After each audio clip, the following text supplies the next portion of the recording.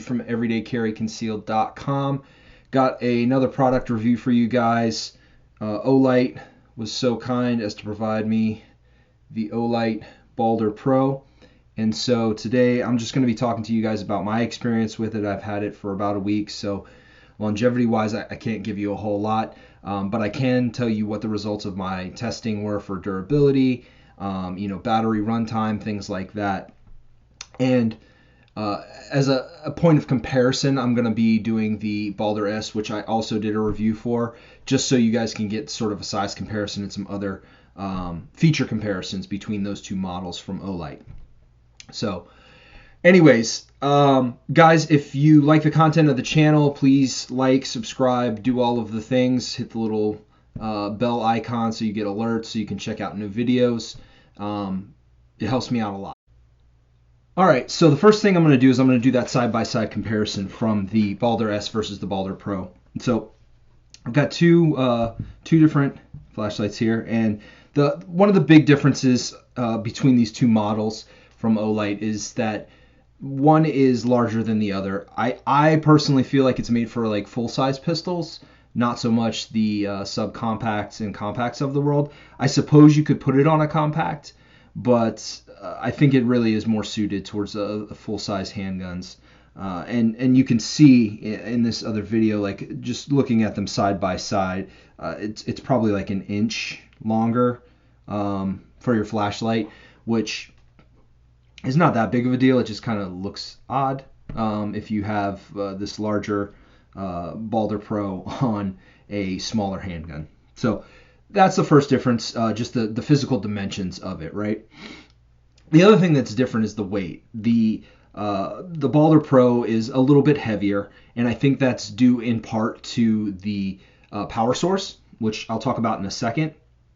But the other physical characteristic about the Baldr Pro that is different than the Baldr S is that the Baldr S has this flashlight, and then inside where the bulb is, and there's that reflective surface, there's a small hole, and that's actually where the laser comes out of. So it's all internal. You can't actually separate the laser from the flashlight. It's right there. The difference between that and the Baldr Pro is the Baldr Pro actually has a separate unit that's attached onto the bottom of the flashlight, and it's held in by, looks like, 4 screws. And so it means that from my experiences, I actually had a smudge, and I thought I had a defective unit, but I had some kind of small smudge or something on the lens of the laser, and the flashlight looked like it worked perfectly, but I had like this halo effect. I had these lines coming off of the dot, and I was like, man, this is a defective unit. Like, what's going on? Turns out all I needed to do was wipe down the lens for the laser. Cleared right up. So if you have that issue, like if you get your unit and you're like, man, this thing is not good at all, like it's all fuzzy, like try wiping the lens off first, so you don't end up like me and looking like an idiot. Another thing that is different that I just touched on is the power source. And so the Baldr Pro runs off of 2 batteries. They are CR123 batteries. Here's an example of them. They look like AA batteries, but they're about half the size. And if you flip open the back here, I've got the actual ones that are in the unit that I picked up from my local Battery Plus shop. I got a 12-pack for like $35 or something, right around in that ballpark. So not super expensive, and that should last you a significantly long time unless you're shooting with this thing every week, every day. It's got a decent battery life, and I'll talk more about that later. But it is a cost that you'll have to figure in, whereas the Baldr S has the rechargeable, there's a little magnetic charging port on the bottom of it. So different power source, utilizes power a little bit differently, and I'll talk more about that here in a second. The final thing that is another physical characteristic that makes these two units different is that the Baldr Pro is sort of set up to, you attach it to your rail, and the distance from the trigger guard and everything is set. On the Baldr S, if you loosen a couple of screws inside here, you can actually move the, I think they're called the parallel rail adapter. You can actually move that forward and backward. You don't have that luxury with the Baldr Pro. Not that you need it. Like I said, if you fit it on a full-size pistol, it fits right in front of the front of your trigger guard. I tested it on my Glock, I tested it on my 1911, and I tested it on my Springfield, and it works perfectly fine in all of those locations. The other thing I want to talk to you about is zeroing it. So on the Baldr S, there's two little screw holes, and the screw holes use a Allen key. It comes with the unit. I don't know the exact size, super small, and it's clearly marked on the Baldr S which controls windage and which controls elevation. On the Baldr Pro, it's not clearly labeled, and it's not readily identifiable if you don't look at the instructions and aren't toying with it yourself. But like I said, the laser is underneath the flashlight, so there's really only so much that you can mess with. Like, it's a very small unit, and you're going to see two screws. One that's just above the markings for the settings for the flashlight and laser, and then on the other side there's another small hole. In the corners of the laser piece there are 4 screws. Those are for attaching the laser to the flashlight. Those have no bearing. Just make sure that they're tight, and they have no bearing on zeroing the laser. So the side screw is the windage, so on the side, left to right, and then on top or bottom, if the unit is flipped over, that screw controls the elevation. Makes sense, right? Top, bottom, up, down. So you just need to insert that little Allen key. Check my notes here. So if you want to move the laser left, then you need to go clockwise on the side screw, elevation or windage screw. And then if you want to go up, you need to go counterclockwise on this top screw. So I talked about the battery situation, the whole power source for the Baldr Pro versus the Baldr S. And one unique thing about the Baldr Pro that I do like, and I think it's because it runs off of physical batteries as opposed to a rechargeable port, is that there are power bands for the flashlight, because that's what consumes the power, right? Like the lasers, it might alter your runtime a little bit. I didn't even bother doing it this time because it had such a small bearing on runtime last time. If you want to check out the Baldr S review on the site, you can look at the difference. It's negligible. But on the Baldr Pro, what happens is it starts at, you put fresh batteries in there, you turn it on, and you're at the high output setting. So the high output setting starts you at 100% of the lumens that it's capable of producing, which is 1350 according to the thing. I don't have a way to measure that, so I'm going strictly based off of their documentation. Now, it says that after a short amount of time, it switches over to sort of like an energy conserve mode. It drops down to like 500 lumens of the 1350. And when it's operating in that mode, it can go for a significantly long time. Alternatively, you have the low output setting.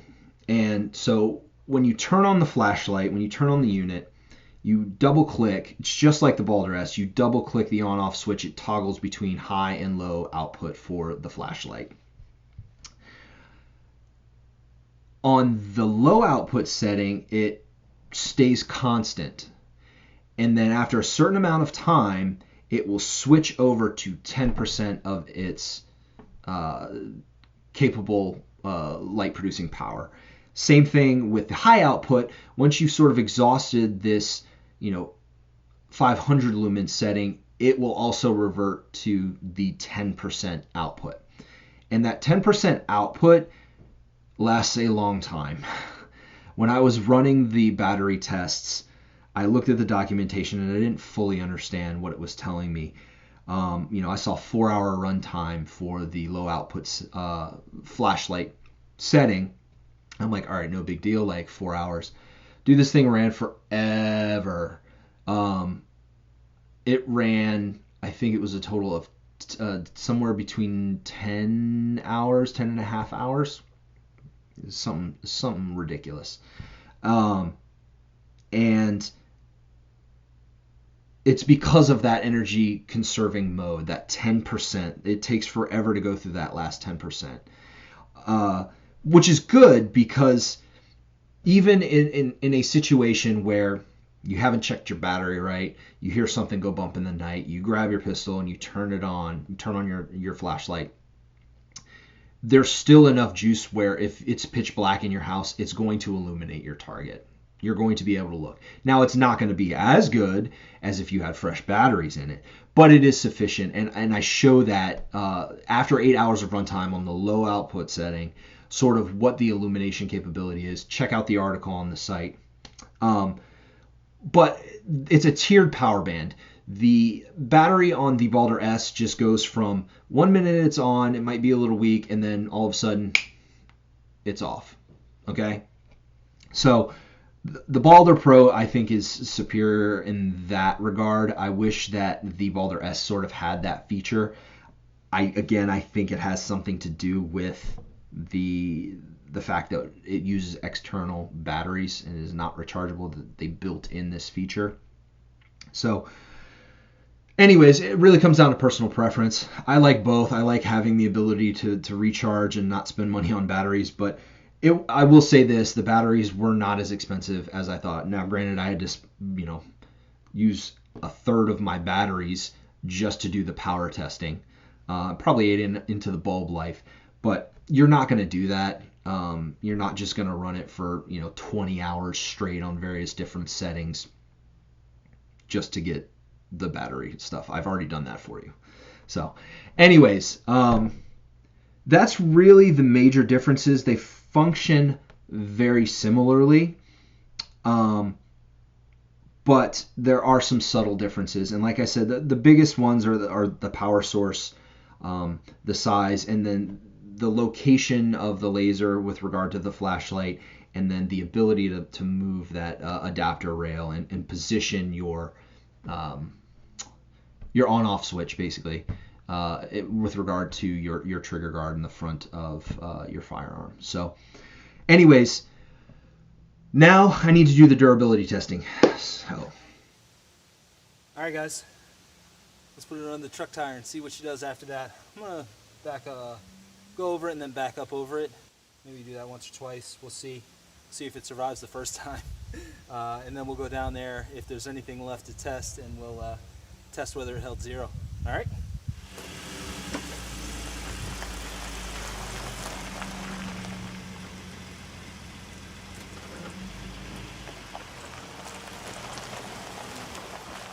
Doesn't look any worse for wear. The laser did come on, so that's interesting. Probably just pressed the button. Screen's not cracked, or the lens isn't cracked on either the laser or the light. So let me just check and make sure that the light turns on. Light is still active. Laser is also active. Let's try both together. Yep, it still works. So we'll see. Maybe I'll run over it again. Actually, you know what? Let's do it one more time.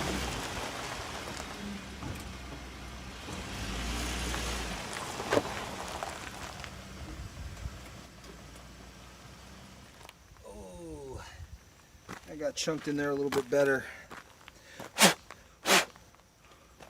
Check it out. Tore up the thing a little bit.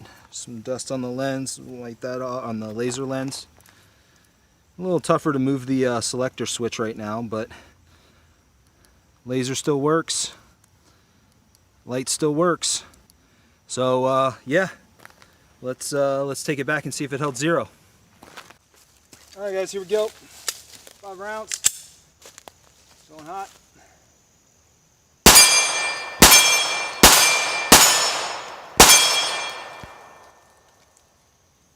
Yeah, I think it held 0 pretty good. What do you guys think? All right, guys. Yeah, I mean, a couple minor flyers, but for the most part, center mass on the target. Yeah, this little guy, I mean, he's a little worse for wear, but everything seems to work fine. I mean, the lever that controls which setting it goes on and everything works.